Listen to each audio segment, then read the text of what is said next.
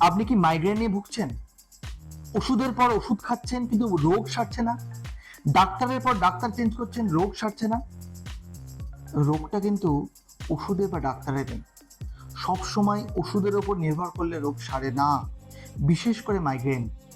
Research বলছে মাইগ্রেনের জন্য লাইফস্টাইল মডিফিকেশন, জীবনশৈলীর পরিবর্তন অত্যন্ত জরুরি, এবং সেই থেরাপির নামই হলো সিডস, SEEDS।